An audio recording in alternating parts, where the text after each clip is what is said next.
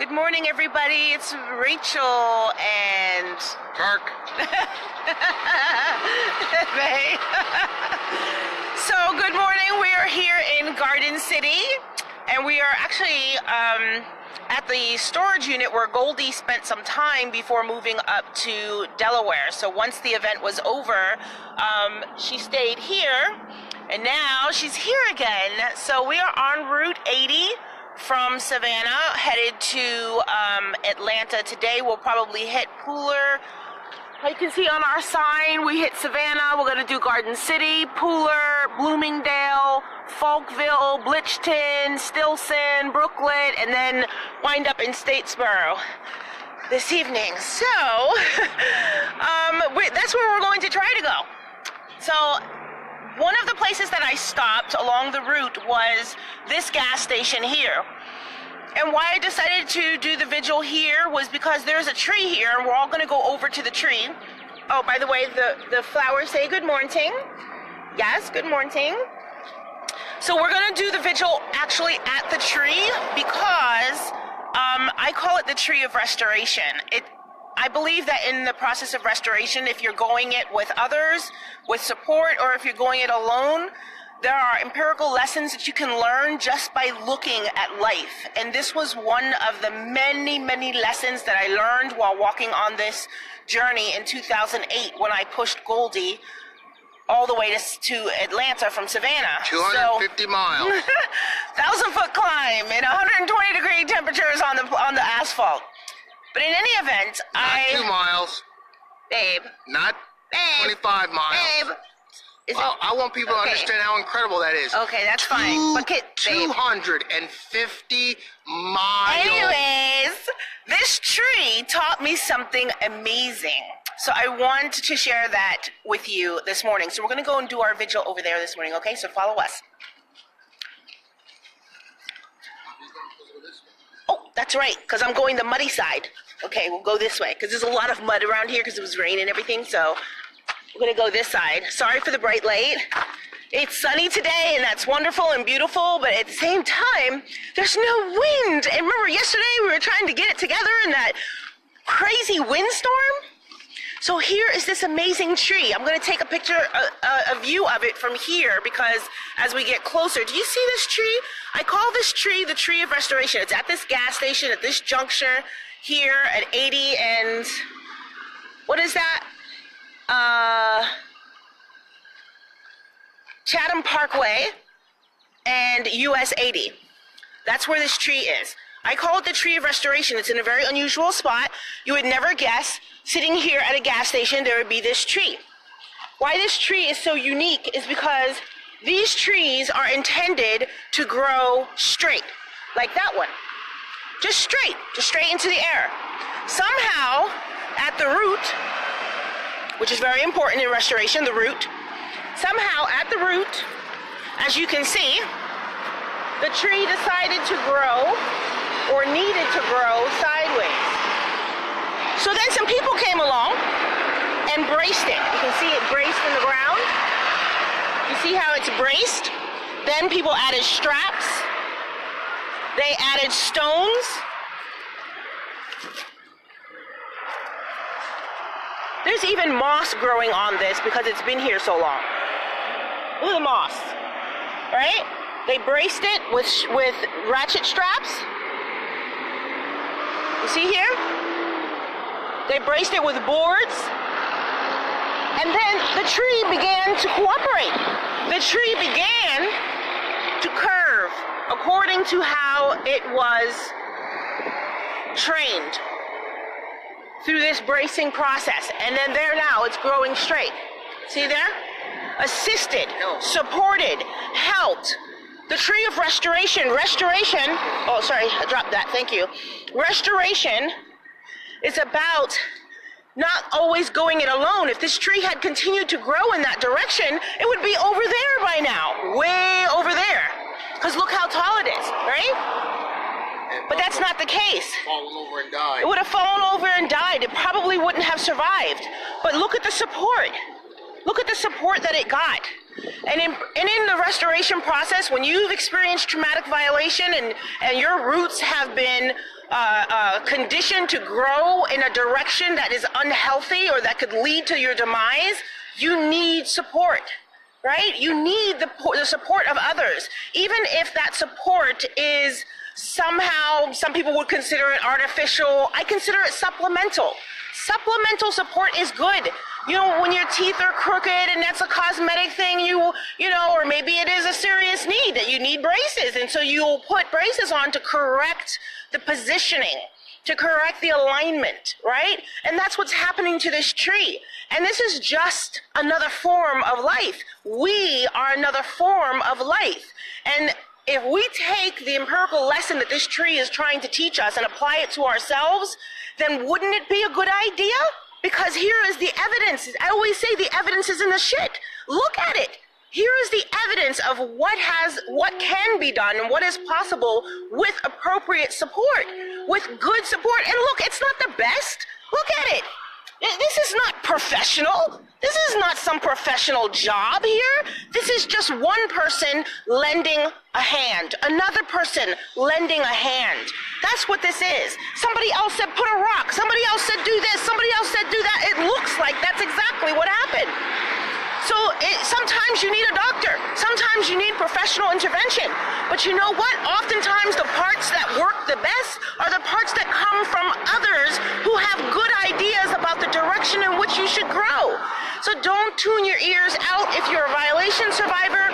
Listen to the support of others, because they're not the ones with the roots that are in that direction. And if they are, and they've known that, hey, something else has been successful for me, open your ears, open your mind, open your heart to the possibility that there's some other way that could lead you to where it is you actually want to grow, the direction you actually want to grow in.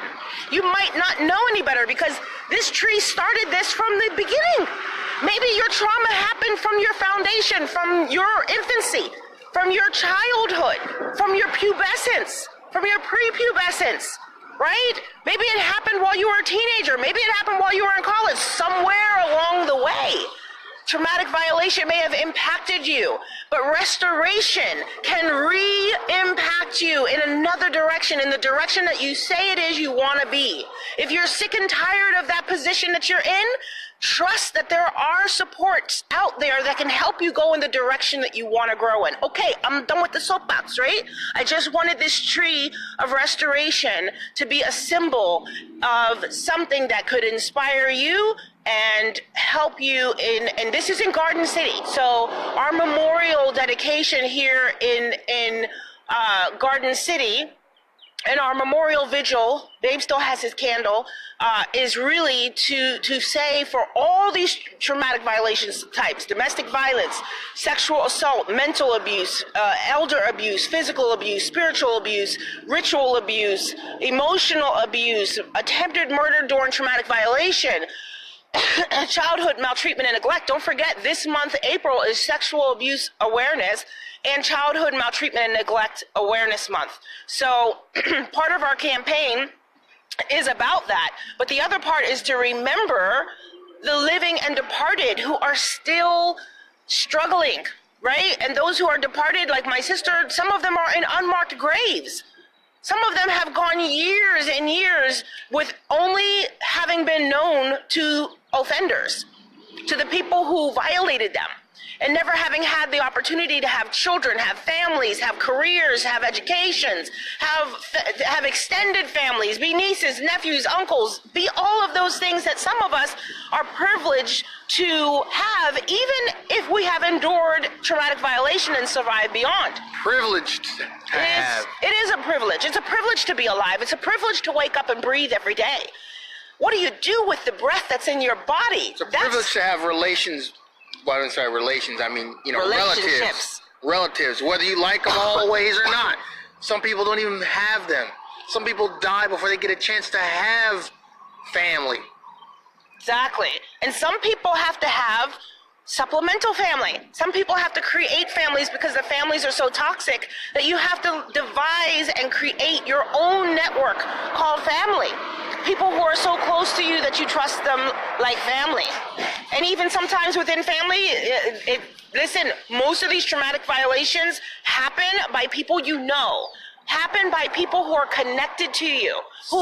Sadly, who you have established trust with. This isn't your fault. This is something that they have seized an opportunity to take advantage of your greatness and your goodness and your trust and your compassion and your grace and your mercy, right? So these are times and opportunities where we can share with you that life in other forms can show you how you too can grow in a healthier, more productive and constructive fashion. So that's what we wish for the people of Garden City. And if you're listening in Garden City and you ever come back to this place, remember this tree of restoration is a symbol. Let it be a sign to you. If you ever listen to this video years down the road or something like that, because who knows how long it's going to take for this to circulate. That's why I say share, because you never know who needs this. You never know. So we are praying for you today. We are praying for all of you, and we believe in your greatness. We believe in your power to grow beyond the trauma. To grow beyond the trauma and to live the life that you desire to. But the only way that you're going to achieve and accomplish that is through means of support.